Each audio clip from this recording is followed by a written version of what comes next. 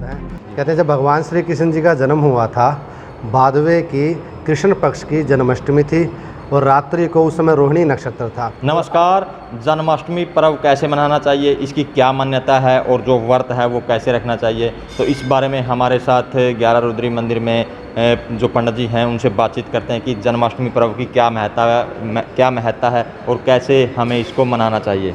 जी शर्मा जी नमस्कार। नमस्कार जी।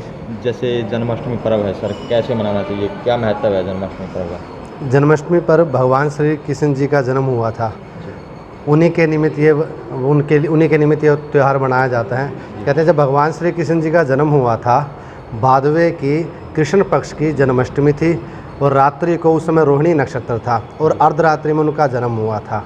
तो तभी से भगवान श्री कृष्ण जी के जन्मोत्सव के लिए उनके निमित्त के व्रत रखे जाते हैं।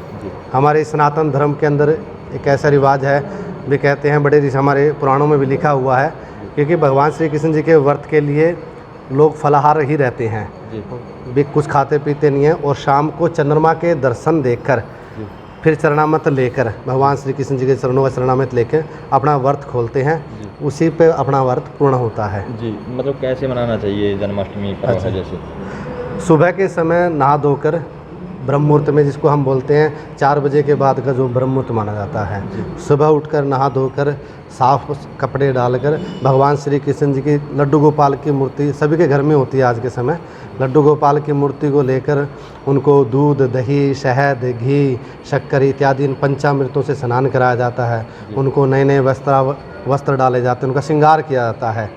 फिर अपने घर में माताएं बहनें झूला झुलाती हैं, घर में उनको ठाकुर जी को वहाँ बिठाती हैं, उनकी सेवा करती हैं उनकी। तो इसी प्रकार सारा दिन भजन कीर्तन करके वह समय बिताते हैं। और मैंने अभी थोड़ी देर पहले बताया कि अर्धरात्रि के समय 12 बजे के आसपास चंद्रमा के दर्शन करके फिर माताएं बहनें व्रत खोलती हैं अपना, इसी प्रकार वो व्रत रखती हैं अपना। इस व्रत में क्या कुछ खाना चाहिए?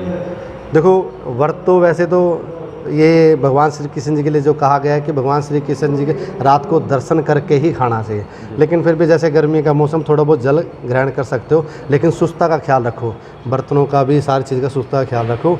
बाकी व्रत शाम को भगवान चंद्रमा के दर्शन देखकर ही व्रत खुलता है। मतलब क्या कुछ मिठाई बनाएं स्पेशल जो भगवान श्री कृष्ण जी जैसे दही, दूध, खीर ये वगैरह खाते हैं, तो क्या कुछ मिष्ठान देखो सभी जानते हैं कि भगवान श्री कृष्ण जी को माखन चोर भी कहा जाता है, उनको माखन बड़ा प्रिय है।